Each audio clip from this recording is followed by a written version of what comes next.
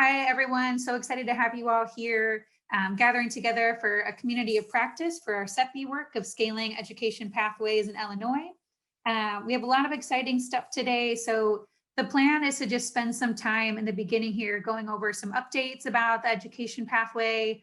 There's some pieces from Juan Jose talking about the application for ISB, applying for endorsements. Also going to chat about kind of some finalizing up of this grant. We do wrap up technically the parameters of the grant at the end of June. So we'll kind of talk through some pieces for that. And then really going to spend a chunk of our time with presentations. So we have a SEPI collaborative from the former school year in 1920, representatives from Plainfield District on here to talk to you about their education pathway work and some pieces that they've done, especially in this past year to adjust and continue to have a robust pathway program, even in the midst of many challenges throughout this past year with remote learning and all those adjustments we had to make. And then we actually have a current collaborative, some representatives from Loyola University who are in partnership on here with District 227, who are going to present about their field experiences, including kind of some observations, some internship type experiences, and also they're going to preview with you and describe one of their team-based challenges. So really thinking about kind of that professional learning component of the education pathway. So a lot of great content here for you all, and very much encourage you to be asking questions throughout, putting those in the chat. It is a community of practice. It really is here to have that collaborative conversation. So again, just as some quick introductions here from the Ed Systems team.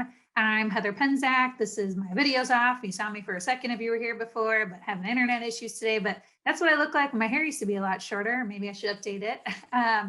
And I'm a policy and program manager with Ed Systems and work closely here with my colleague, Juan Jose, who is our Pathways Director, to support the work of SEPI education pathway programs. And also very much Juan Jose and I work closely together in all implementation of the different endorsement areas as well. So, hello.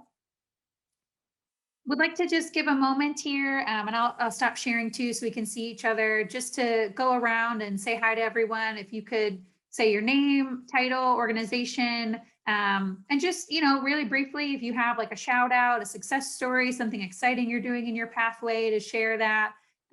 If not, you could say you're looking forward to some successes and innovation in the future, but just a moment for us to all come together and say hello to each other.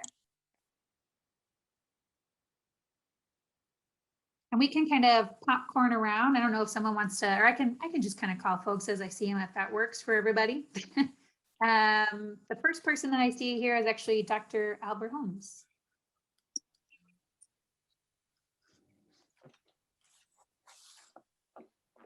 Hello, everyone. Albert Holmes. I serve in the capacity as the Federal Programs Coordinator for District, the Thornton Township High School District 205. And we're still in the early stages, so we look forward to listening to all the innovative ideas and partnerships. Great, thank you. Jesse, Jessica Day. Hi, I'm Jessie Day. I'm from Triad High School in Troy, Illinois. Something that I've been working on is working with Southwestern Illinois College. Just finished up a grant for creating augmented reality scenarios. So students can practice some of those classroom concepts in kind of a less intimidating setting. So we'll be implementing that once we get everything started. Awesome, thank you. Can I see Geppert?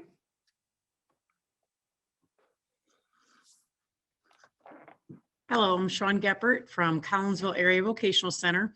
And I assume you'll get to Kaya Perry soon, but her and I work together and we're kind of starting this new educational pathway. So we're going to gain as much as we can from everybody, as we've just had one program. We're kind of developing it into several and a further process. So looking forward to that and learning everything that anyone is willing to share with us. Awesome, glad to have you here. And for our presenters, you don't have to necessarily share an innovation unless you want to, because you're literally going to present, but Steve? Good afternoon, everybody. Steve Lamberti. I'm out at Plainfield School District. I'm at Plainfield Central High School. We got 4 high schools out here. You'll talk to Phil and Kate soon. But I'm the Humanities Division Chair, which is English and Social Studies, but I am lucky enough to teach our exploration of teaching course. And so, like Heather said, in a few minutes, I'll try to do my best to share a few things that we've done and what we're going to look to do moving forward. So looking forward to speaking with everybody. Thank you. Another presenter, we have Phil on here. Hi, everyone. I'm Phil Pekowski. I'm the Associate Principal at Plainfield South High School. We've been working with SEPI since 2019. And I guess we do have an innovation. We were just invited to be part of an equity collaborative, which we are planning to be a part of as well, that's tied to the pathways as well. So we're excited about that opportunity as well. That's awesome, Phil. We're excited too. See, it's a CUSD on the name here. Hi, my name is Akaya Perry. I am the counterpart to Mrs. Sean Geppert out of Collinsville Area Vocational Center, excuse me. And I think she kind of spoke and said everything that I was going to say, so I just bid everybody hello. Wonderful, thank you. Lori? Lori Ellis Piper, Dean of the College of Education here at Northern Illinois University. And our group had a wonderful kickoff meeting, and I'm super excited about many things, including our focus on trying to recruit diverse students into the pathway to try and help prepare more teachers who are more representative of the students they will serve as teachers. Absolutely, thanks, Lori. Kate? Hi guys, I am Kate Morris, Associate Principal of Plainfield East. So I work really closely with Phil and Steve in all things pathways. Yeah, we're just excited that we have the education one kind of up and going, and then we're really hoping to try to add some more pathways in the near future. So we appreciate the discussion. Thanks, Kate. Carolyn? Yes, I'm Geraldine Hawkins from Civic Memorial High School. We're just getting started, but one of our recruitment tools we're going to use is that students who complete the pathway will be guaranteed an interview with the school district once they graduate from college with their degree in education. Wonderful, thank you. Dr. Bornier? Oh, good, I'm unmuted. So Stephen Bournet, Assistant Superintendent of Educational Services at 227. Next year will be our first year with the Ed Pathway. I think we are trucking along in terms of we got a teacher identified, we have a couple of students identified, we have working on the curriculum. One of the big things I think I'm really excited about is we've already reached out to our feeders, our local middle and elementary, and they're excited about being able to host our internship sites for our students, and just want to know other ways they can get involved. Awesome, that's exciting. Thank you. Ebony? Good afternoon, everyone. I'm Ebony Williams, the Curriculum Coordinator for Thornton Township, District 205, and we are looking to develop an education pathway, so we're excited about this new journey. Wonderful, thank you. Nick Chatterton? Nick Chatterton, EFE 400 in Danville, Illinois, also kind of in the early stages, and looking forward to hearing some of the others' innovative ideas. Great, thank you. Erica? I'm Erica Ustali, and I'm the Director of Curriculum and Student Learning in Urbana, Illinois. We are really just beginning this process and are very excited about bringing a team together to start planning and working. And so it's good to be here. Thank you. Yeah, great to have you. Whitney? Hi everyone, I'm Whitney Martino. I'm the Assistant Principal for Teaching and Learning in West Aurora High School. And I was also very excited, Lori, it's good to see you in the meeting, and Bob, some of those Julie met kind of as a local group and really was able to get some ideas, and I feel very excited about the class. We'll have it for a Foundations of Education course, first class next year. So excited for that. Nice to meet everyone. Bob? Hi, everyone. Bob Cofield. I'm the Director of School District Partnerships at Waubonsee Community College. I do see several members from our collaborative on the call as well, so I'll let them introduce themselves. But we did have a very good initial meeting recently discovered that our schools are in a very good position from a curriculum standpoint, which I think is one of our strong suits at the moment, to be able to get students into the pathway. In addition to what Lori mentioned before about trying to develop opportunities for recruitment, we're also part of our what we're working on over the next week or so is to look at creating opportunities for some combined, whether team-based challenge experiences or work-based learning experiences between secondary and post-secondary students. That's great. It's exciting. Thanks, Bob. Andy? Andy Brindle, CT Director at Triad in Triad High School in Troy, Illinois, and I work with Jesse Day, and we're in the initial stages. So we're here to learn from all the experts. Thank you. Great, thank you. Jen?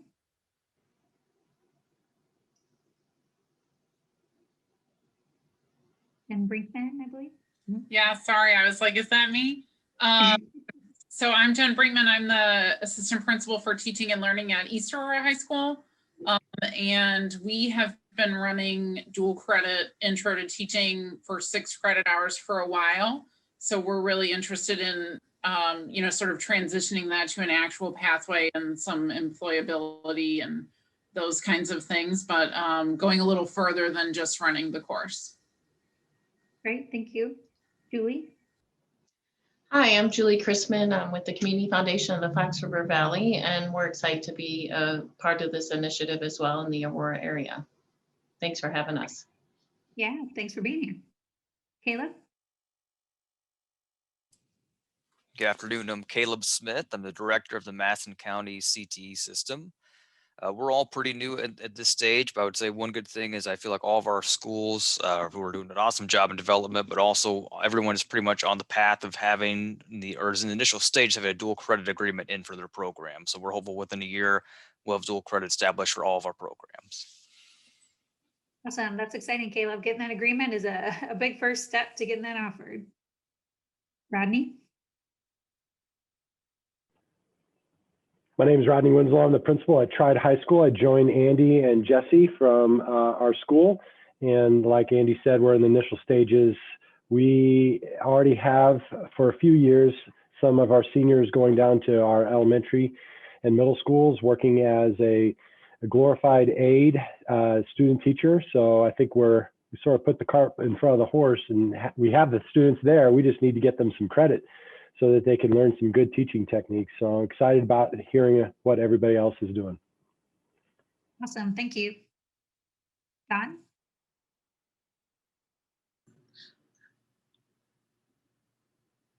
Hi, it's actually Dawn and Emily. We're here at Highland High School, and we are kind of just excited to get our students back into the classroom next year, because this year we weren't able to do that. So our students are ready to go back and get going. For sure. And Nick Elder?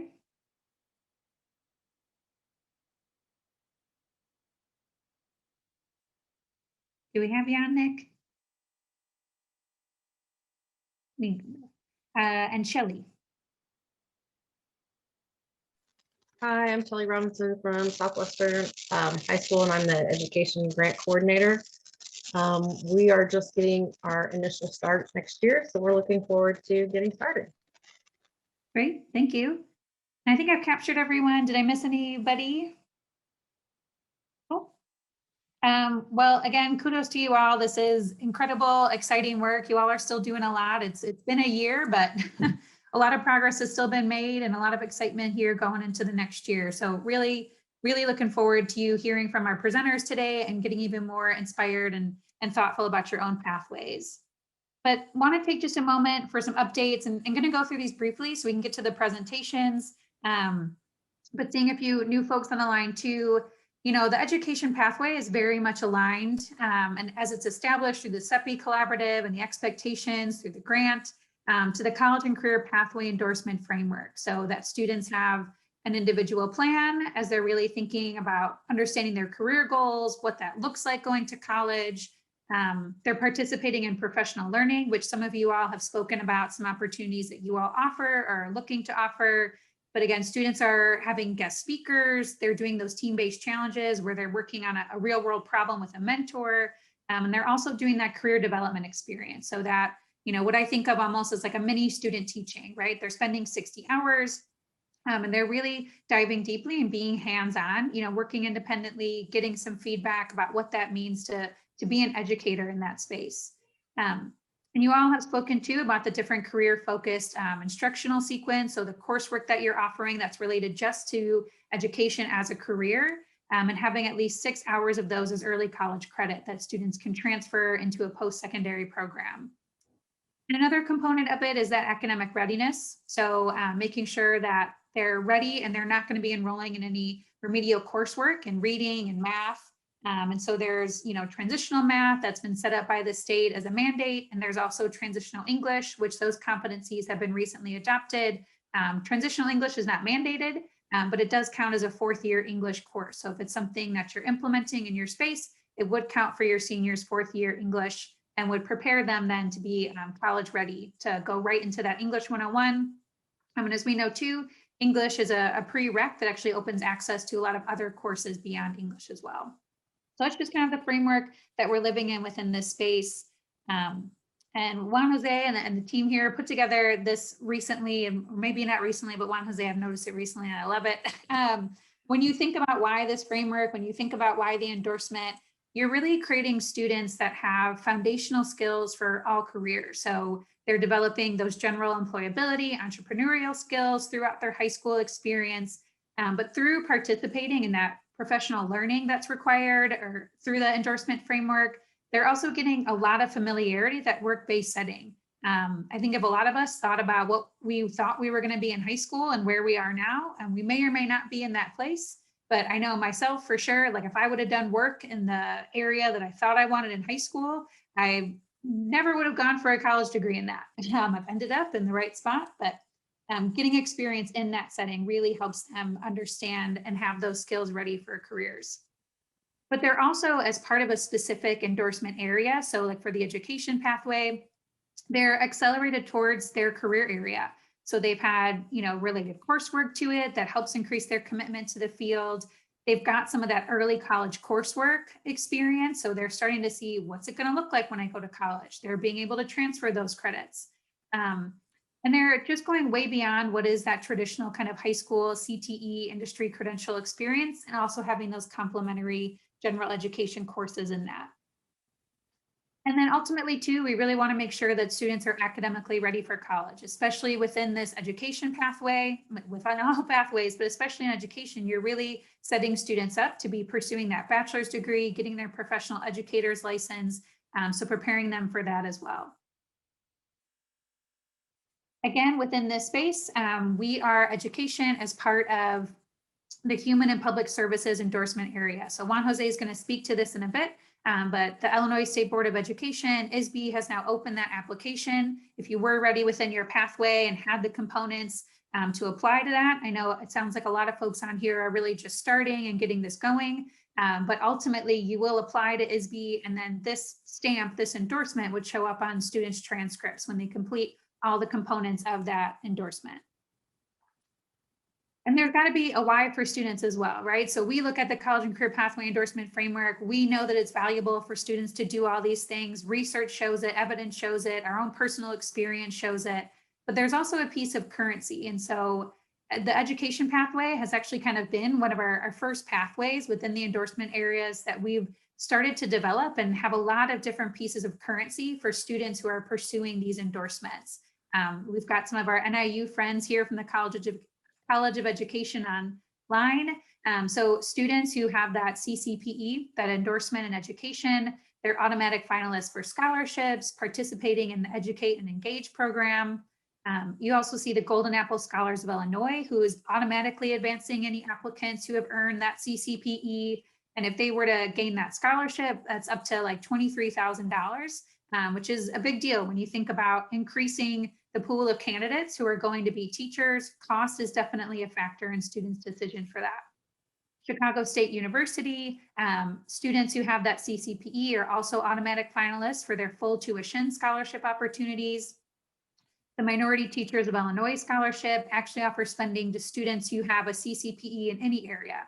So, you know, education CCPE is definitely very related to this, but if a student, you know, earned an endorsement in finance and business and was like, I don't actually want to be in finance, I would like to pursue teaching, this is also open to them as well. So that's exciting too, that recently passed. And then Sauk Valley is actually one of our first community colleges who are going to be offering tuition credits for students who have the CCPE. So really exciting here. There's, you know, as we know, we build these things because we know that students will have a robust experience that prepares them for the next step. But it's also really important. These are great communication and conversation pieces to be having with students to encourage and kind of keep them on track as they might be completing those components of the endorsement. And I'm going to turn to Juan Jose here, who's going to talk about ISB and that application to apply to offer an endorsement for students. And I don't know if there's anything else, Juan Jose, here you want to share on currency before I do that. I think you've covered it well, Heather. I would just add to folks that the Minority Teachers of Illinois Scholarship is the one that's a little least flushed out because that has to go through a state agency and they had to develop collateral for that. But fear not that I will light a fire of whoever I need to in order to kind of get that documentation out as soon as possible. So the college career pathway endorsement is a kind of like a new credential, something that a student can earn on their high school diploma. But what happens is, similar to the state seal of biliteracy, the State Board of Education authorizes individual high school districts to kind of grant that credit or that credential or that marking on the high school diploma, right? So if you are a new district, and in this case, most of you would be a new district, you would reach out to the Illinois State Board of Education and indicate, hey, we're interested in offering pathway endorsements for students. The high school district would then receive access to a unique online platform that is now being managed by ISB. And that online platform is really going to just be a database or repository of all your pathway components. And I'll show a little bit what are some of the components that it's going to ask you for, but it's going to ask you like, what are the courses you're offering in the pathway? What are the work-based learning experiences? How are you fulfilling the requirements around transitional instruction, so on and so forth. And what ISB is going to do then is going to verify that you are meeting, that you are offering the minimum amount of activities or experiences needed so that a student could earn the pathway endorsement at your district. You obviously can offer more than the minimum required, and the students could then have options to meet the pathway endorsement, right? ISB would then kind of approve your district, sending you a letter, and they would give you access to stickers and the language that you would be putting on a student's high school diploma. But then your individual school district would then be in charge of making sure you collect or kind of centralize information to make sure which students have completed all the activities and all the tasks necessary to earn the pathway endorsement. And you, the high school district, would then kind of place that information on the students' transcripts. At the end, annually, a lot of our high school districts are going to be reporting information to ISB through the student information systems for the college and career readiness indicator. The college and career pathway endorsement is going to be one of the variables that you submit information with as a part of that annual process of the readiness indicator. So it'll just be integrated into other aspects of which students earn the pathway endorsement, and ISB will then hopefully statewide be keeping a database of how many students annually have earned the pathway endorsement. Now, this process of kind of access to an online platform, submitting your information about your pathway activities is going to be an annual process that most districts are going to have to be doing. But once you fill it out one time, you're just going to go in and update your information annually. Heather, if you can click on the link there that says ISB website. So what you'll see here, you guys, my impression is you'll have a hyperlink to this kind of presentation, but this is the ISB's home for the college and career pathway endorsement. They have a lot of resources here. You'll notice some familiarity in some of them, which is the college and career pathway endorsement framework. Scrolling down, you'll see the process that I just described and the legislation that allowed the pathway endorsement. We can scroll up for a little bit, Heather. You'll see here in the top of the page, the FY 2021 application. That's just where you as a district are going to submit to ISB kind of your basic information about who is the liaison or key contact at the district. And then if you click on the other hyperlink right below that, Heather, this is going to be your ISB is also going to ask you to project out how many students do you expect might be graduating for every pathway endorsement area. Back, if you can go back or click back. Oh, one last thing. I'm going to click on the key spreadsheet here. So I've kind of uploaded this spreadsheet into Google Docs, but it's also available on the ISB website. And I wanted to show you this spreadsheet. I took the online platform that ISB is kind of using to kind of track pathway elements, and I converted it into like a spreadsheet where if you wanted to preload information into the spreadsheet, you would then kind of transfer it over to ISB online platform. And these are just examples of what the information ISB is going to be collecting from you all when you submit to the pathway endorsement. If we can go to the pathways tab, yes, this is the right one. It's going to be asking you information about like who are your post-secondary partners, right? Where should a student be going as the next part of their pathway after high school. The pathway courses is one of the most important parts of this spreadsheet. It's going to ask you, what is the course name? What is the ISB course code? Do you have a local code for your pathway courses? Is there a course description? Is it for early college credit, dual credit, AP, things of that nature, right? So this is all pretty standard stuff that you guys should have ready access to in your district about the courses information. And if you scroll right to the bottom of this, Heather, there's also going to be asking you for examples of like, what are the professional learning or work-based learning activities, right? What type of activity is it, so on and so forth. So this spreadsheet here is kind of one place where you'll have all the information you need that you'll be submitting to ISB. And ISB's website also has a guidebook that we actually Ed Systems created this spreadsheet and this guidebook that can explain to you what is the information you need to be putting into that site as well. So find this as a resource. Many of you are not going to be seeking authorization this year, but at least you'll know what's coming down the pike. And it's actually a pretty simple, straightforward process. And once you kind of have all your pathway activities set up, and we're going to be collecting information from you all as a part of our grant as well, that information is really going to be central to the information you'll be submitting to ISB. So it's something that we look forward to helping you all and supporting you down the line. In the future, when you're ready to apply to ISB, you should definitely reach out to Ed Systems. Myself, I've been kind of providing technical assistance for folks, looking at their information, kind of giving them pointers about what's missing or what should be tweaking in order to be approved by ISB. And we're glad to do that for any of you all in the future as well. Thanks. Thanks, Juan Jose. Any questions at all before we move on here? And feel free to put them in the chat or again, reach out at any time if you want to go through that. Going to keep moving us just to kind of get to our presentations here, but wanted to also do an announcement. We've talked about the model program of study and education. And so there's 4 statewide guides that have been finalized, but there's also 4 new guides that are open for public comment. And knowing that a lot of you all on here work in education, but also work in other pathways as well, or know others who work in other pathways, would love for you all to take a look at those guides, provide public comment, share with your networks. The more insight we can get on those, the more we can really make sure that they can serve all communities throughout Illinois. I was going to do this group discussion, but again, kind of just want to move us into our presentations, but just kind of as a flag here, you're going to, in the final report, we're just curious to know and have some suggestions here for a definition about how you're understanding what a participating high school is in your pathway and define that. And also how you're understanding what students are education pathway participants and how you're defining that. So these will be a part of the conversation and getting some feedback and insights from you all when I send out that template for the final report. But speaking of that, I'll be sending out kind of similar to before, a templated Google type document. So again, you can share it and have others contribute to it, and just you can download and send it to me, or just let me know when it's ready and I'll go into the Google Doc and take a look.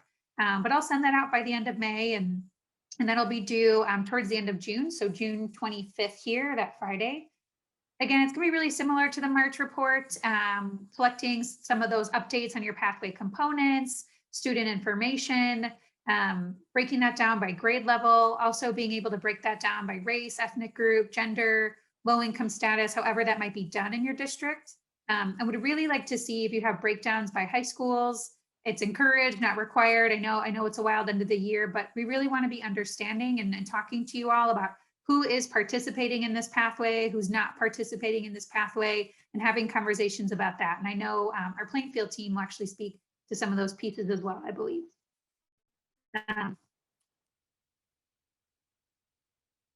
Provided here too, just a few resources. CPS, Chicago Public Schools, recently put out a toolkit for their work-based learning that has a lot of different activity guides, things you could just kind of take and plug and play within your own system as well. They're very much aligned.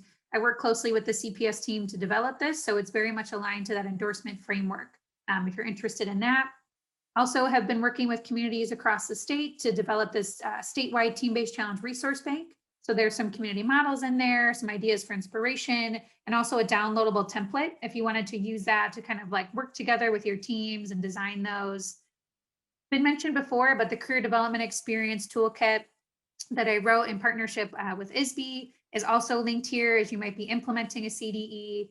And then ISB just put on a recent cutting edge careers event. And so there's some different recordings, success stories, college opportunities, resources. So encourage you all to check that out.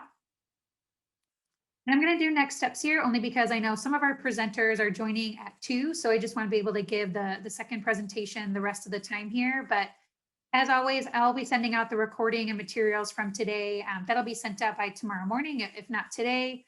Be sending out that template for the final report by the end here, and we'll have those due by Friday, June 25th. One big note here, I'm going to bring back to your teams, or if you're the person in charge of this, right? If you have not done so already, to please submit your second invoice by May 28th.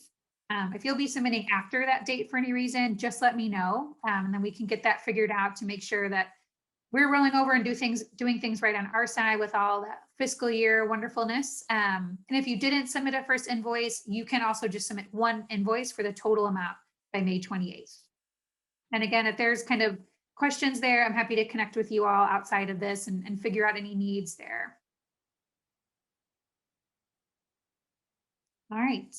Any questions, thoughts before we just kind of spend the rest of our time here hearing from our presenters, asking them questions and learning more about their education pathways?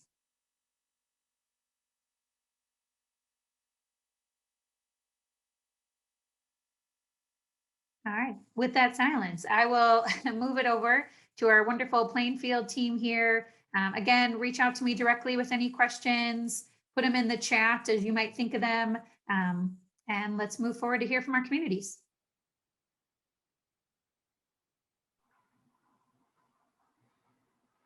I'll get us started here. So again, my name is Phil Bukowski. I am from the Plainfield School District 202. Again, I'm the associate principal at Plainfield South High School. This is, again, we started back in 2019 pre-pandemic.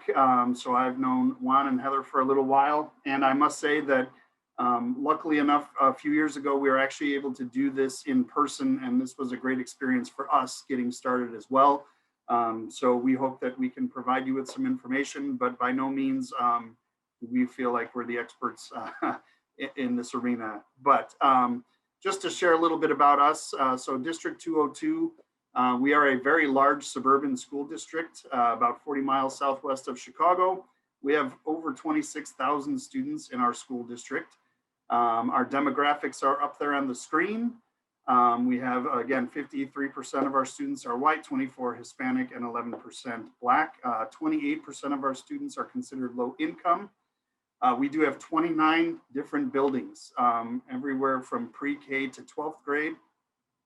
And we're actually opening our 30th building. It's an elementary school in the fall of next year. So we do have 4 high schools, which was ideal for the program, staying in district.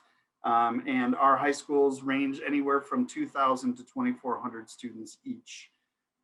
We employ over 1,600 teachers, and the breakdown of our teachers there, 92% of our teachers are white, 80% of our teachers are female, and 63% of our staff have their master's degree or higher.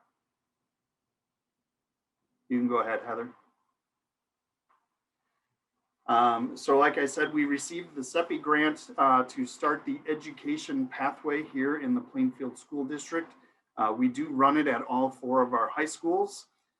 We currently partner with the University of St. Francis in Joliet. That is where our dual credit Exploring the Teaching Profession class is run. It is a 6 credit hour class for our students. And Steve will get into the class and how that works. We also partnered, our community partner is the Greater Joliet Area YMCA. And they run a program, after school program for our students, which we will get into also a little bit later on. So the major components of our pathway was to identify students who are interested in going into education, support them while they're here with us in the high school setting. We provide them with opportunities to meet with mentors in the building and outside of the building. These students are given preferential enrollment in the College of Education at the University of St. Francis. And I heard somebody mention it earlier that we have students who go through the pathway. Not only do we offer them an opportunity for employment, so they are all given a chance to interview for an open position in our district, but we also take many of them back as student teachers as well. With 30 buildings, we have a lot of opportunities for student teachers in our district. So we do our best to have those students come back to us to be student teachers. And then again, we also provide them an opportunity for employment by giving them an interview for any open positions we might have in the district. I'm going to turn it over to Steve here, and he's going to talk about our dual credit class. Good afternoon again, everybody. Phil and Kid are rock stars, but I know they're a little bit jealous of me because I'm the one that gets to actually teach this course, and get my hands dirty with the students there, and really go through some of the things that we feel are going to help them in the long run when it comes to being in the the education field. First off, feel free to ask questions. I'll throw my email into the chat. You don't have to email it. I'm not worried about it, but if there is a question, if something comes up, if you want me to reiterate something or just kind of dig into how we handled it, please feel free to shoot me an email. So I'll do that when I'm done here. A lot of these things that we did this year were obviously done out of necessity, or done out of need. We couldn't go out to different schools and observe. I couldn't send students, to elementary schools and middle schools. It just wasn't going to be feasible during these times. So I guess the whole point is what worked this year really well that we want to continue somehow, some way as we move forward. And so we put together this little chart there, the in-class and out-of-class things that worked well. And I'm not going to necessarily touch on all of them, but I'll try to touch on the things that really, truly mattered to us. In terms of observations, our students love them. Your students, I don't know where you guys are at in the process. You guys are all in different places with the pathway, but your students are going to love the observations. It's one of the only reasons why they get into the class. They love to go do those things. And then when you tell them we can't do them this year, it breaks their heart. So we found a way this year to continue that observation process. And honestly, I think we're really going to utilize these strategies as we move forward. We were really able to do directly curricularly related observations this year. So if you're studying, class management, the next day you can pop into a classroom and observe a teacher in class management. You're studying diverse learners. The next couple of days you can send kids into an ELL classroom, into an adapted PE room, a co-taught English classroom, and literally dig into exactly what's been taught and exactly the ideas that we've gone through. So if there's ways that you can include that into your education classes, highly, highly, highly recommended. I believe it was Rodney who mentioned earlier something about sending students out and kind of being that glorified TA, and certainly that does happen. But we know the goal is for them to actually think about why.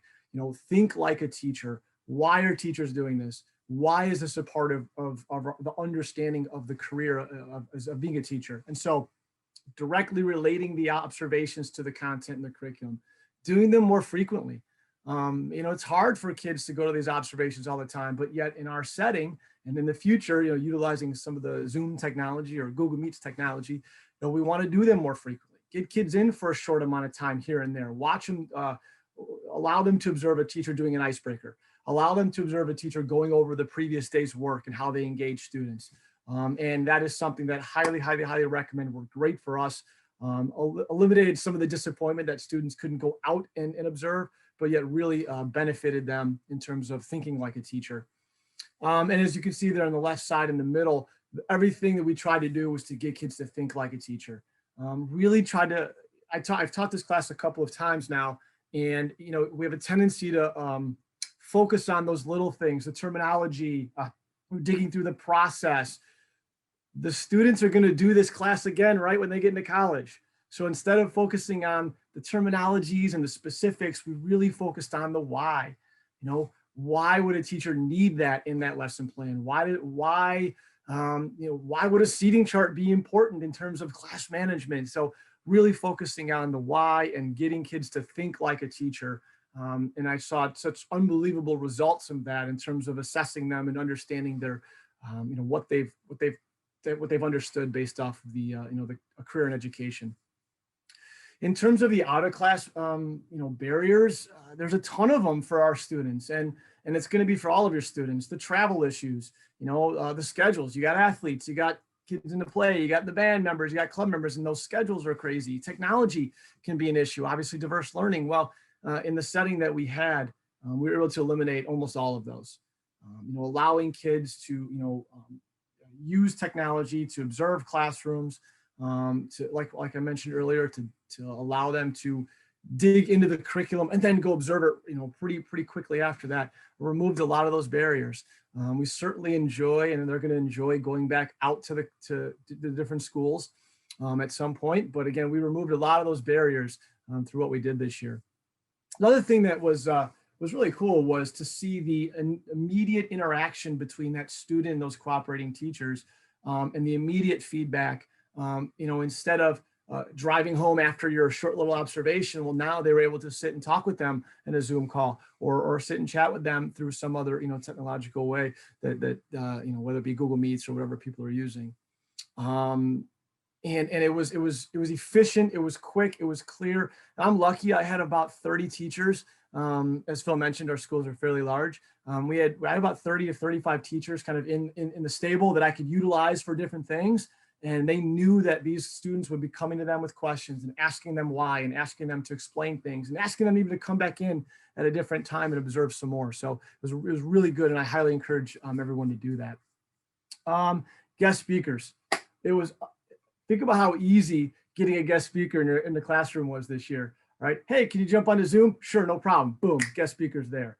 And, not those guest speakers, whether it be, a college professor, we did a little school law. So I had some lawyer in, get a dean in there, get a counselor in there, get a special ed teacher in there.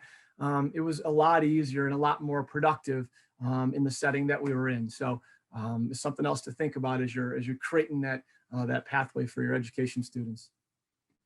I jotted down some notes. Want to make sure that last time I missed a bunch of stuff, so I want to make sure I get it. I think that's the other thing. Then the last thing here, when I say here more live viewing, this course I had a tendency to rely on teacher tube videos and videos from websites, or maybe even the school you're working with has different modules and different videos, and there's nothing wrong with them. But this year, really being able to actually utilize what we would consider live teaching, or even recording classes. I had my ELL teacher record some classes, and we would kind of look at those and use those, instead of going to a pre-produced video. Hey, we saw it live. We saw real teaching going on, real student, the actual happenings and the curriculum happening in the class. So the last one there was, just talking about recruitment, talking about getting kids together, creating that peer support group mentality, those kids that want to get education, they love it, they're ready to go.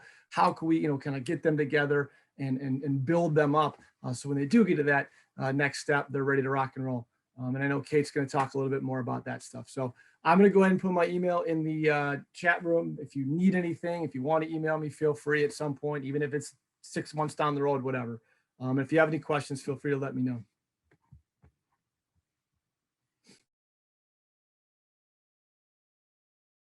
Yeah, see, I knew I'd mess up. This is my slide too. All right. This stuff is just common sense, guys. And this is really just things we want to continue. I just highly recommend that whatever your pathway is, however you're creating it, whatever curriculum you're using, whatever school you're working with, including these types of things, making sure those class observations, and I highly recommend them making them, connected to the curriculum, finding a way to have a focus when your students are observing, sending them to an elementary school classroom and saying, hey, tell me what you learned, or write down, reflect upon what you learned. There's a point to that, but really connecting them to what they're learning in class. How did that teacher build relationships? How did that teacher assess that day? Because again, the students we get think assessments are paper and pencil tests, and certainly they are, but we know there's a whole lot of other ways that we can assess. So again, connecting them to the curriculum. And then obviously creating those lessons that are asking kids to think like a teacher. And there we go. All right, Kate, you're up. Okay, so I'm so glad that Steve talked about like that bigger picture, like the why of the course. Because, like we obviously, and we're going to talk about recruitment here, we try to get kids in the program that are obviously interested in becoming teachers, and they really, or maybe they're not sure, but they think they really like kids, so they want to explore that. I mean, like most of you, I changed my major in college. So like, I wish we would have had opportunities like these kinds of classes where I could have taken a class like this and said, oh yeah, like this is awesome. I think I do want to go into education. Or even if kids say, you know what, like I really enjoyed this class, but I don't think teaching is for me, like we also consider that a win. It saves kids time and money, and they've got to experience that before they go off onto college and try to declare a major. So, I don't want you to think like that you only want to recruit kids that are like, I definitely want to be a teacher. Because there's a lot of kids that might go in this program that like just like kids, and then they'll find, oh, I really do like this. So, try to be broad with that recruitment when you're talking with your counselors and things like that. So the first part is, like Phil said earlier, we did partner with our community group, the YMCA, and they have this Teen Achievers program. And basically it's a program, and they come and they'll work with students, and they teach them how to manage different life skills. So yeah, this is the website. Thanks, Heather. It kind of talks about the Teen Achievers program through the YMCA. But they also offer tutoring and mentoring. They offer some SEL support, things like time management. They help create some leadership opportunities for students. It also allows students to network and get to know other kids from different areas and different schools that have common interests to them. And one thing that I think is pretty great too is it does give them some like mock interview opportunities, goes through interview tips, some soft skills and job related training. Because depending on where your students decide to go to school, there's a lot more colleges that are doing those interviews nowadays. And even earlier in the college career, kids are being put into internships and asking for that real life application opportunities. So those would include some interviews. So, I mean, all good comes out of this program. Our kids have had a lot of great opportunities through the YMCA. So that would be something that you might want to consider partnering with. In addition to that, we also, we have a pathway sequence. Heather, if you want to click on that link. I mean, it doesn't look super fancy and pretty, but it's basically just outlining the different courses that we have available that meet the requirements for students to earn the pathway. So we do have some non-college credit bearing courses, but they are directly related to education. So like we have child development, we have sociology, we have psychology. So those are our mainstream college prep classes, but they don't bear that college credit. We have a plethora of AP courses that we offer.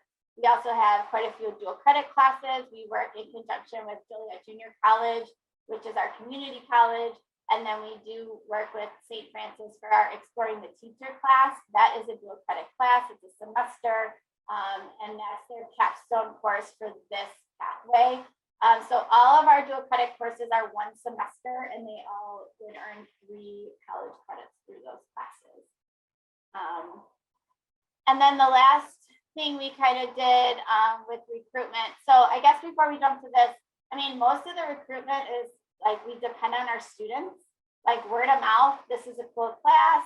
In a traditional setting, non-COVID, we would have kids moving from class to class, visiting other courses, kind of talk up the program.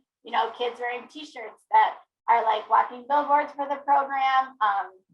because we were limited with how we could kind of PR this class through everything COVID, we used like a video that the kids made, kind of talking about their experiences and why they liked the class. But I do think, like Steve was saying, there's quite a few like changes we kind of had to make on the fly because of COVID. But this is something that I would continue to use. Probably send it out to students who are juniors that are looking for classes before course request senior year. So like these videos. But we really rely on kids to kind of pump the program, and then working with our counselors. When you have those students that they know that they're interested in education, they like working with kids, and maybe they're just like, I really don't know what I want to do, see if they'd be interested in taking this class. So Heather, if you want to play the video, this is the video that our kids put together. Let me know if there's sound. I feel like I did it right, but who knows? Okay.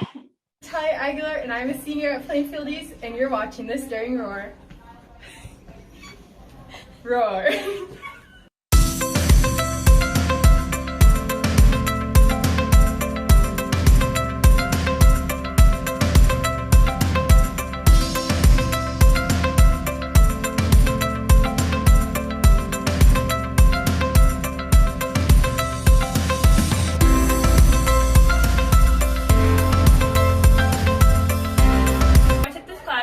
I didn't really know what profession I wanted to go into, whether nursing or teaching, but I decided that teaching is what I want to do, and this class has helped me confirm that.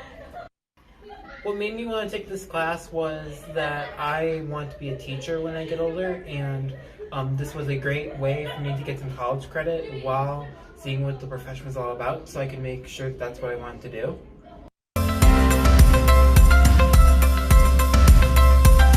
My biggest take from this class is that teaching is harder than it looks, but it appears to be worth it.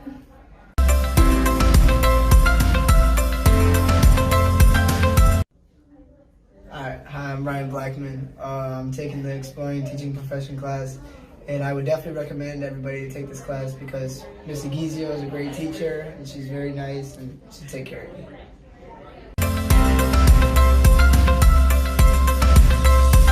We recommend this class for people who not only want to become teachers, but anyone who wants to work with kids in the future.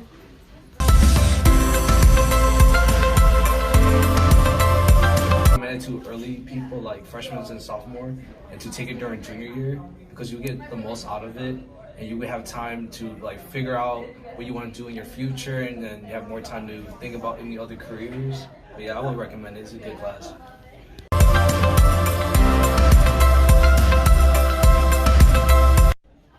I would recommend this class to students in the future to see like if they think the profession is right for them and if they think that they want to go into the profession. Would you recommend this class? Absolutely. Who would you recommend it to? Plainfield East students and people who want to become teachers. Good answer. Hi guys, I'm Mrs. Igizio and I teach Exploring the Teaching Profession. It's a class where you do just that. You get to explore what teachers do on a daily basis and what teaching and becoming a teacher is all about. We do some pretty cool things, including observations at other schools in the district, epic rap battles, if that's your thing. We have a really good time and we learn a lot. So please consider the class. You'll have a great time, I promise, and you'll really figure out what it is that you want to do, especially if you want to be a teacher. Thanks so much.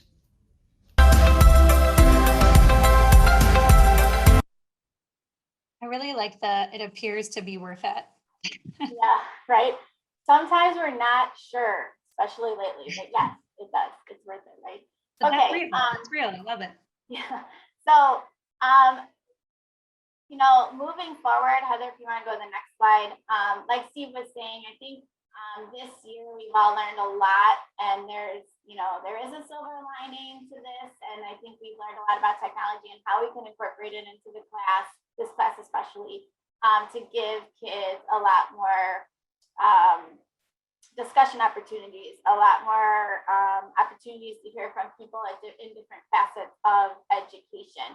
So obviously, like, this is a Exploring the Teaching Profession course, but like I mean, I was a teacher for 10 years and then I moved to be a division chair and now I'm an administrator and then there's other jobs beyond that, right? So it's like going into teaching, you can do that for your whole life, but you can also hear what like a district administrator does and like maybe that's something that would interest you or a building leader. So we just want them to realize like there are a lot of different players in the team that is, you know, education. So we plan to continue to use the virtual platforms just to provide them with those opportunities and those 5-minute observations. It's so easy now with like all of these like Zooms and Google Meets to just pop in and watch a quick lesson. Like, okay, we're going to talk about icebreakers today and these 3 teachers do a great job. Let's pop in and watch the icebreaker and then you can talk about it and kind of use it as a springboard for a class discussion. We can also ask teachers to record parts of their class if they're still in a virtual setting, and then we can view those later as a class and foster that discussion. And then they're also just like Steve was saying, it's great for just Q&A sessions. Like I know I popped into one of the Plainfield East classes and they were asking questions. They were able to get like school board members, district administrators, other teachers, you know, colleges. So, you know, it's a great opportunity to let our kids kind of hear from everybody and not just the people in our building. So we try to get as many people involved as possible to give them that perspective. And then Phil, I'll kind of let you wrap it up. All right, so I missed a huge point at the beginning. So part of this pathway, if you remember our demographics, our teaching staff looks nothing like our students. So this pathway, and hopefully you noticed in the video, is we are trying to diversify our staff in this district because we all know that, you know, students learn from teachers that look like them. So we are trying our best to utilize this pathway to help us diversify our staff as we go. That was a point that I totally missed on that first slide. So the other point that I didn't get to talk about, and I hope you saw it in Steve, is the person you choose to teach your class is incredibly important. You need, Steve is an incredibly passionate teacher who loves kids and loves putting them on the right path. So that teacher for that class is vital to making sure that, you know, your pathway is going to be successful. And I'm sure you guys have teachers in your heads already who you know would be great at it. Everybody has teachers who love what they do and that passion comes out, and that's very important.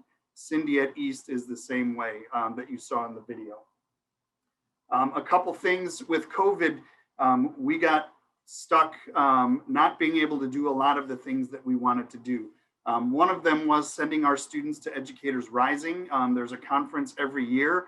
So if that's something that you're not familiar with, look it up. I'm hoping it comes back, but it's a chance for student educators to actually present to others at a conference about their experience and about their work-based projects and things of that nature as well. We have a mentoring program that's going to get off the ground hopefully next year for mentoring teachers of color. We're going to have teachers of color mentored by other teachers of color as well. Like we said, we have the Future Teachers of America Club at each building. We're looking to expand the Teen Achievers program through the YMCA. The YMCA has been an awesome resource. Just talking with students about why school is important, how it's going to help you to get to your goals, and they've incorporated teaching as part of that program. Think about all of the career fairs that we have, and we don't have a teacher booth. We never set up teaching as one of those professions for students to go into, you know, when we have everything else covered. The Teen Achievers has put that into their program as well, talking about how to become an educator and what you need to do to become one as well. And we're going to expand that to the other buildings. Hopefully next year. I'm actually meeting with the YMCA when we're done with this presentation. So we're continuing to grow our relationships. We're working with JJC to start a healthcare pathway. That will be our second pathway. I don't know if it's going to be nursing or some form of medicine, but we're working with JJC, our local community college, on setting up that pathway as we speak. And then again, just continuing to look for ways to provide these students with scholarships and access I think is the biggest thing to the next steps as we go. I'm stealing the golden apple slide, just so you guys know. That'll be the first one I go to start sharing with kids. So they know that they have opportunities when they leave our pathway and move into the future. So that's everything we have. I know there's another group coming at 2 o'clock. I will throw my email in the chat as well if somebody has questions. So thank you, everyone. And we really appreciate you giving us the time to share with you. Thank you all, Plainfield team. And yeah, take the slide, take the info. I sent out this presentation. I'm happy to send it as a PowerPoint template, you know, beg, borrow, steal, creating the wheel all the time here. But always love hearing from you all, Plainfield team. I always learn something new when I talk to you. Excited about this continued work that you're doing. And we have our presenters here, but would love to give just a few moments too, if there's any questions from the group while we have our team on the line here, and grateful to you all for providing your contact info too.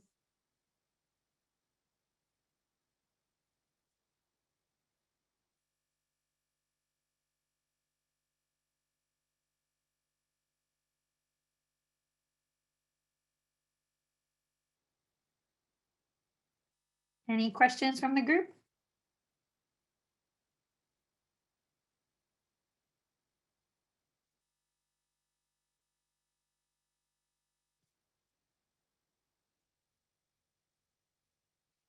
So There's a question.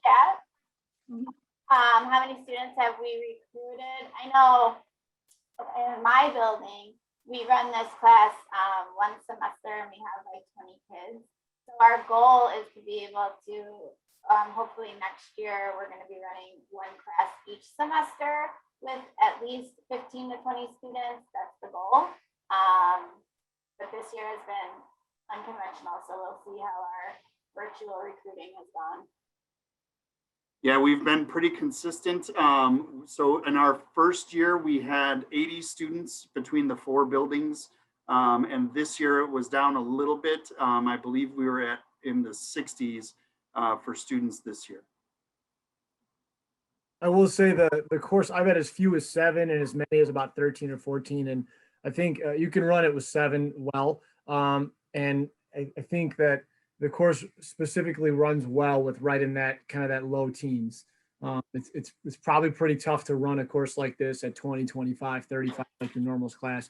Just that low teens seems to be a really good number just for organization, just for, access to other teachers, observations, those kinds of things. So in terms of how many, whatever your school's able to do is great. But I think, from our experience that low teens, mid-teens is probably that the best number you can have in a classroom like this.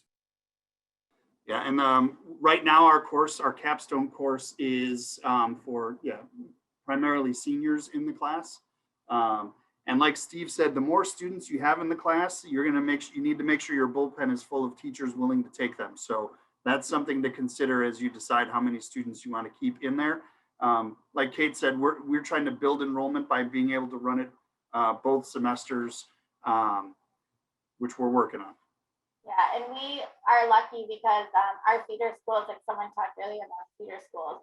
So like we've all been able to reach out to the elementary, the middle, and then either each other for different high school experiences or stay in-house within our own high school. That can be, there's some problems there doing that. But so it being in a unit district, that is a positive to that because it makes it pretty easy. But you want to make sure you can give your kids the opportunity to work at all those different levels, especially if they're really interested in like elementary students. Like we try to make sure we give them that opportunity, but also expose them to middle school and high school opportunities as well. Awesome. Well, thank you again, all. If you have additional questions, please feel free to put them in the chat and they can respond, or their contact info is there. And before we move to our next presenters, I did want to give an opportunity. Our Ed Systems high school intern is here, Edith, and I think they might have lost connection during intros. But Edith, do you want to say hello and then let folks know even your post-secondary plans after high school here? Because you've just finalized them. Yeah, so well, first, hello, everybody. My name is Edith. I am the Ed Systems intern this year. For my post-secondary, I'm planning to go to George Washington University in DC. Awesome. I'm excited to have you here, Edith. And Edith has been wonderful and actually is going to have a blog post coming out through EdSystem soon about their experience with the networking night at their school. So stay tuned. And now I will turn it here to our presenters from Loyola, who again mentioned are in partnership with one of our current collaboratives here with District 227. And would love for you all, again, I'm sure you'll introduce yourselves, but they're really going to talk again a lot about those field experiences and that professional learning component. So take it away on. Thank you. Good afternoon, everyone. I'm so glad to see everyone. So we have at Loyola a really innovative and engaging field experience model that allows countless hours for our teacher candidates to have experiences in a variety of educational settings. And we're really excited about that. It's something we love sharing, and we're really excited this year because we have been able to partner with District 227 as they build out their their education career pathway. And so this afternoon, we'll be sharing a little bit about our model and a little bit about what this work has looked like. And we're really going to focus on both the field experiences and how we have worked and are working to ensure that it aligns nicely with the career pathway requirements. So before we get there, I'm going to ask my colleagues to introduce themselves. I'm Yvonne Elishmawi, by the way. I realized I didn't introduce myself. I'm a clinical assistant professor at Loyola. My specialty is secondary and middle grade English education. So what's up, Team English? But I also do some partnership work, and so it's been a pleasure and a blessing to be able to work with District 227 this year. And I'll turn it over to Kelly, if you can introduce yourself. Awesome. Great day, fellow educators. I am Kelly Ferguson, clinical assistant professor at Loyola University, Chicago. Very proud educator as well. I taught in the South suburbs for many years. What else do we need to know? I have a heart for equity, doing equity work in education, culturally responsive teaching, and just glad to be able to share and be a bridge for this work here.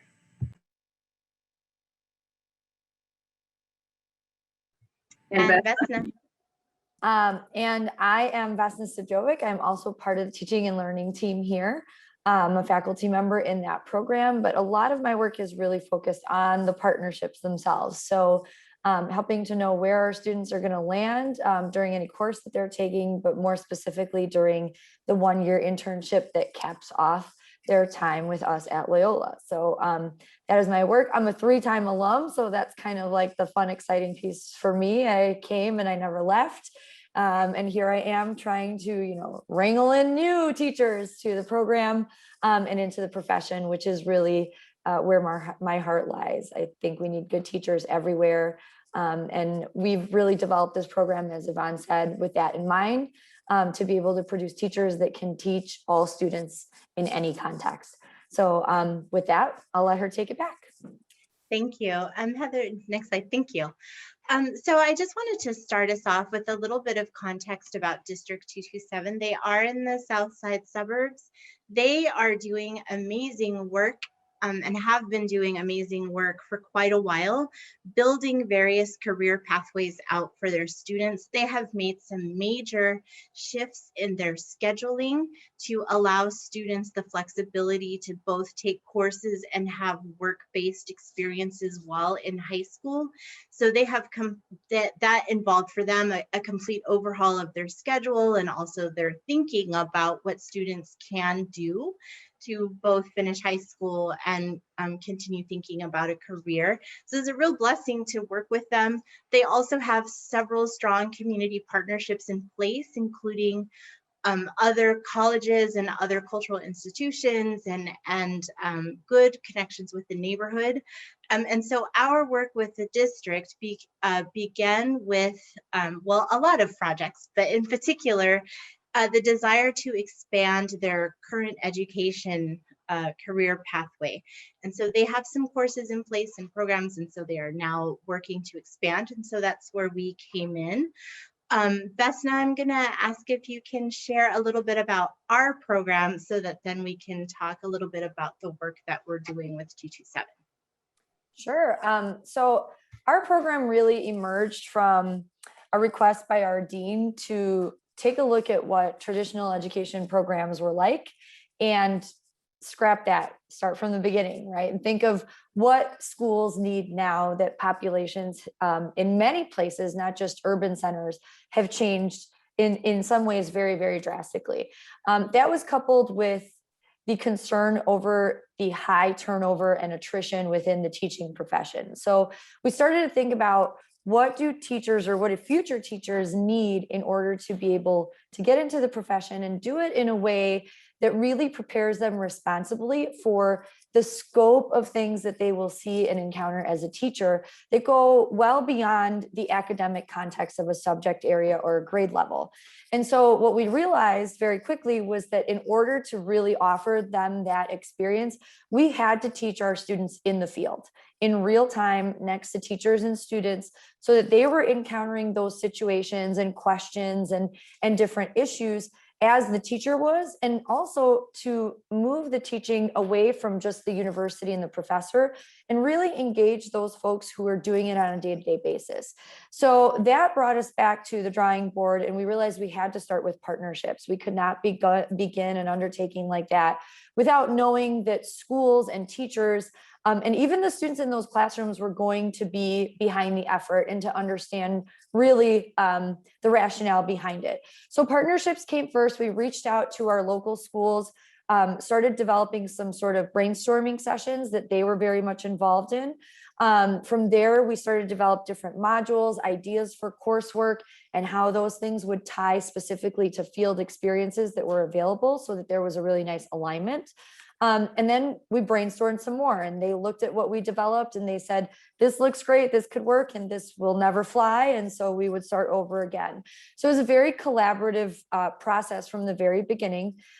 We wanted to ensure that we were engaging our students in diverse classrooms.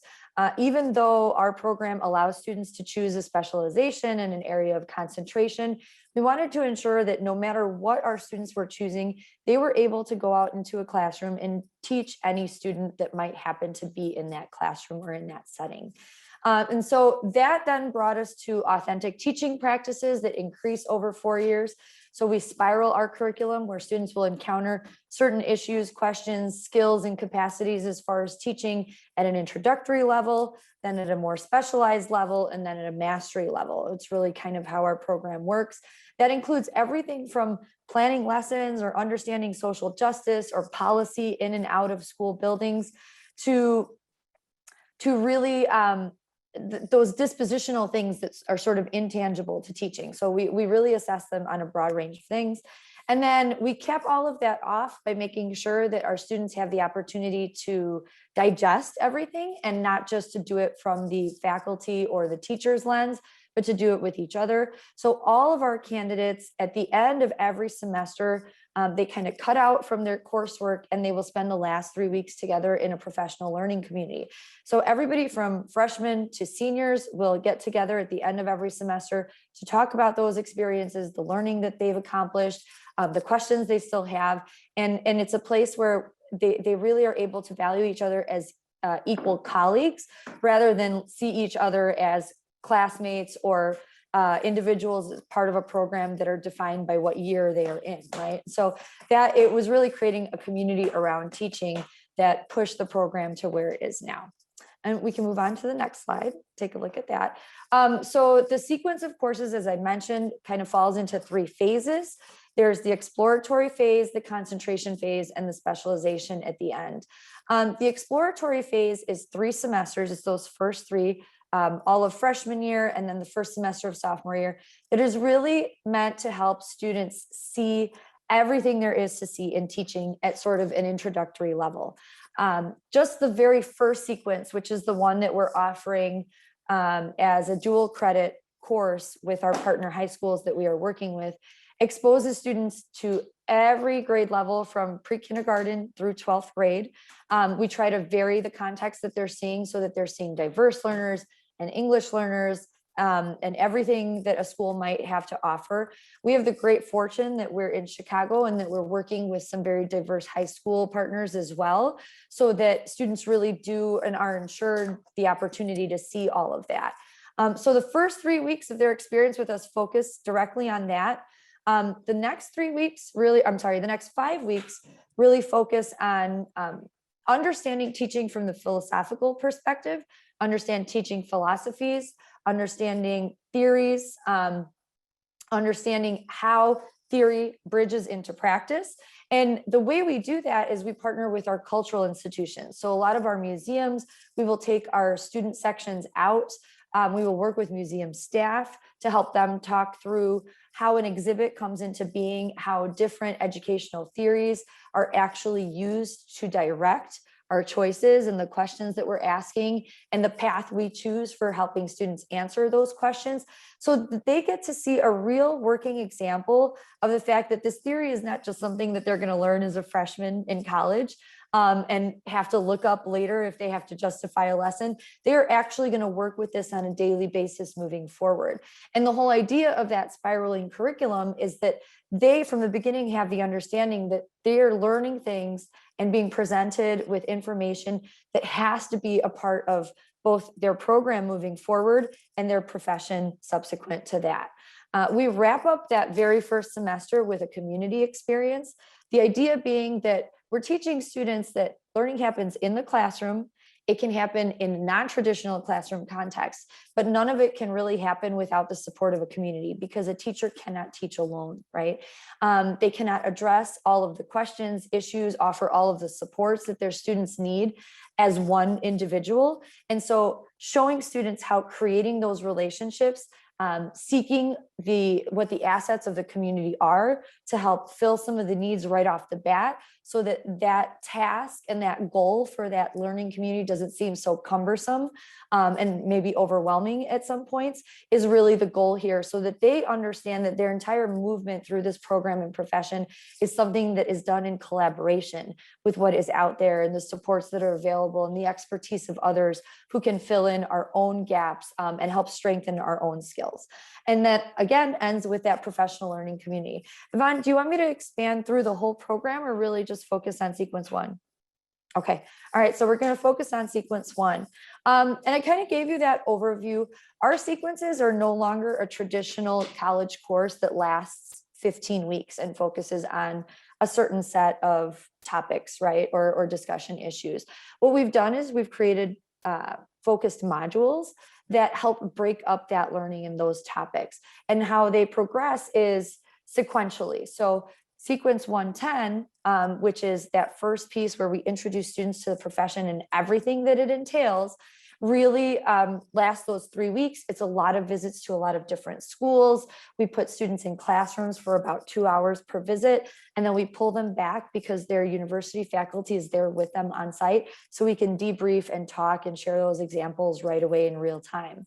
After those 3 weeks, we move into 120, which is that cultural institution piece where we take teaching and we move it outside of the classroom to understand really how theory impacts our choices and how that can bridge learning for students, where we can apply that theory in the classroom and strengthen it by showing students how it functions outside of that context as well, to really help grow independent learners and students who understand that learning can take place anywhere with whatever subject or interest they have, and to help them learn that using those choices can help them seek out resources to strengthen that growth and capacity.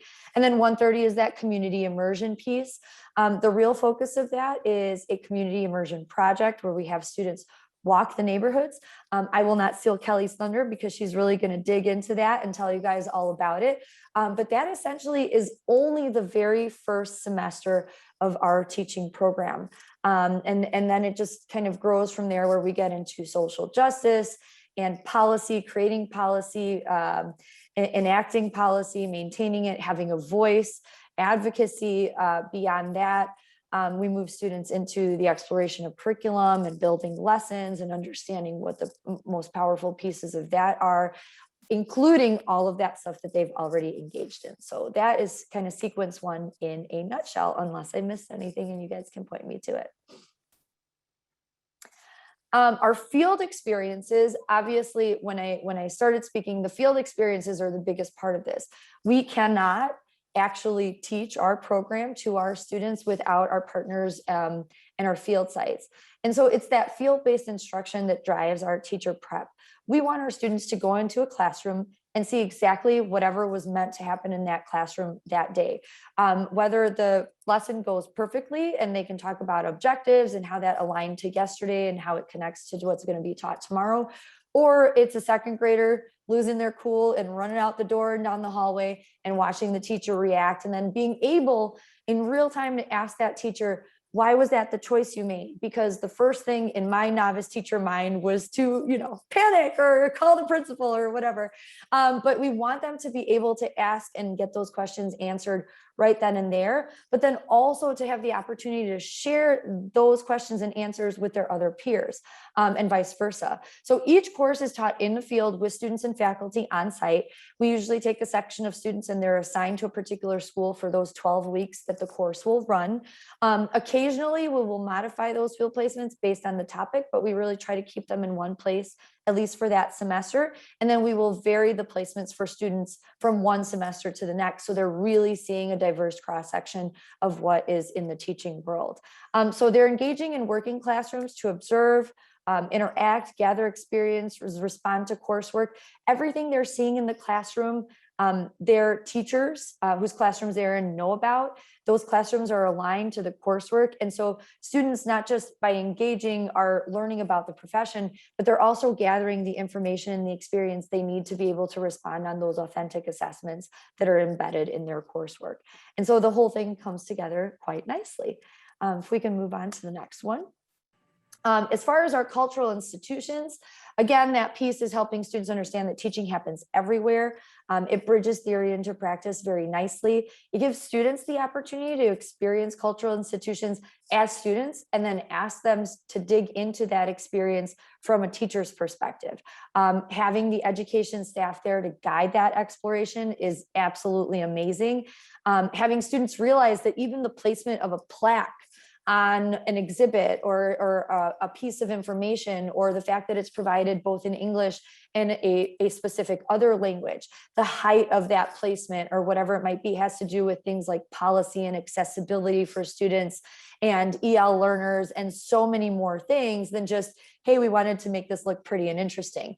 And so we really work with those cultural partners to help them understand how impactful their role is in developing these new and young teachers and understanding how they can create a dynamic classroom, whether they are in a classroom with 4 walls or any place beyond that. So that is the piece on field experiences, and we'll go from there. All right, awesome. So TLSC 130 is the final module of the sequence 1. It's a very exciting one and very unique as well. This is our community asset mapping project. This is a project that is divided into 3 sections: the community asset mapping project, the presentation, and then there's an individual written reflection for candidates to reflect on their experiences. This assignment, this project, is completed in small groups, about 3 to 4 or 5 students, and the objective is for students to find out they're connected with the school in the community. And they're charged with finding out, is there some way to support some aspect of student learning by tapping into the assets of the community? So this module begins with the class taking a community walk. We walk through neighborhoods. We've tried to diversify the types of neighborhoods that they're walking through to see how this empty lot, how this police station, how this music store has assets that can be beneficial to student learning. They begin by doing some research on the school, and we allow that to be an emergent experience. So in researching the school, they might notice that there is a high truancy rate. They might notice that maybe some content area proficiency can be strengthened, or maybe there are limited after school programs. And so whatever area of student learning that they want to support, they hone in on that And then they use that to see, okay, what are some assets in the community through these local organizations, institutions that we can potentially use to maybe support, bring up the reading scores of students, or how can we use the personnel, the expertise, the resources of those organizations, maybe to support the after school programming. But even more than that, what we really try to prioritize in this project is for candidates to see how this partnership can truly be mutually beneficial. So yes, while they're looking to see how those assets can benefit student learning, we're also looking to see in what ways are there assets, resources, personnel within the school that can actually be a benefit to those organizations. They take all of these findings and they house it in a website that they develop.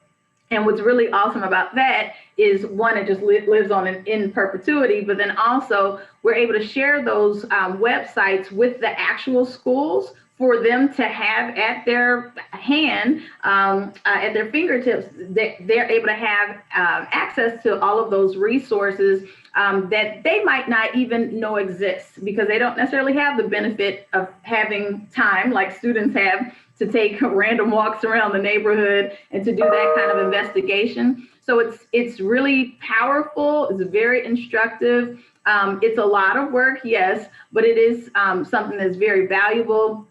Part of their investigation, each student in the group has to conduct an in-person interview with one of those organizations, institutions. It might be a restaurant, it might be Walgreens, you name it, but they complete this interview to find out additional insights, resources that might not be available just at first glance through their actual website.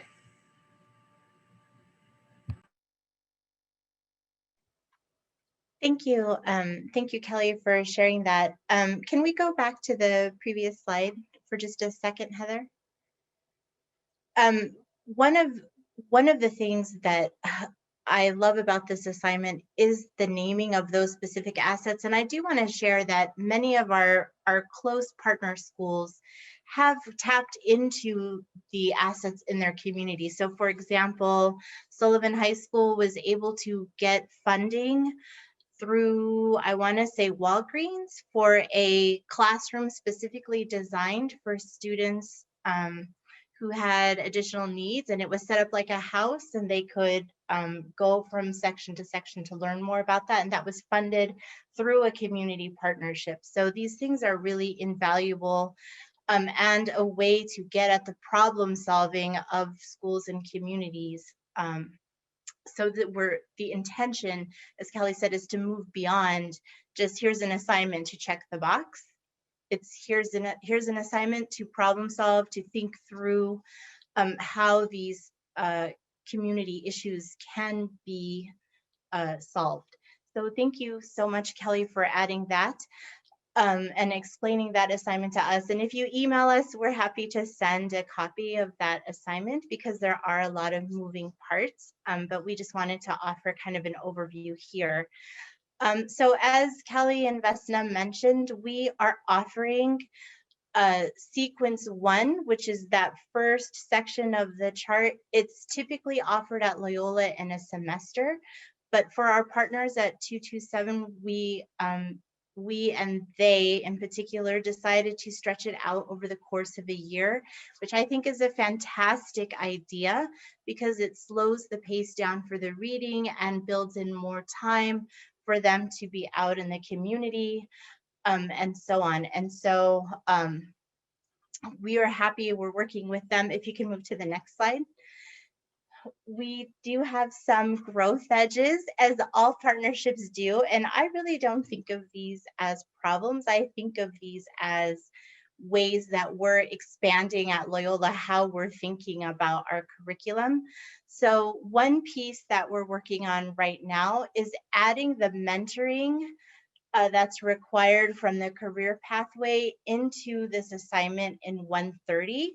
The mentoring is invaluable. We're just brainstorming with the district and amongst us how to facilitate that. The mentoring will be invaluable both for the assignment, but also District 227 has the goal of growing their own and building the number of teachers of color available in the Chicagoland area and in their district in particular. And so developing the mentoring will be actually an important piece of meeting both the career pathway goals, but also thinking through bringing in future teachers. And then we're also working through how the district wants that mentoring to look, how long, who they tap as mentors. Will it be in the building? Will it be with their feeder schools? And so on. And then the other issue that we're also thinking through is accessibility with the field sites and the cultural institutions. SEPI has been a great partner for us in terms of thinking about how we'll get students to the cultural institutions, but we're also thinking about, we know what Loyola looks like when we do our field placements, but what does it need to look like for our high school students? So I think, next slide, please. Those are our next steps. And we're planning to implement sequence 1 this fall, this coming fall, and then sequence 2 is our hope for the following fall. So I'll pause there for questions. Thank you.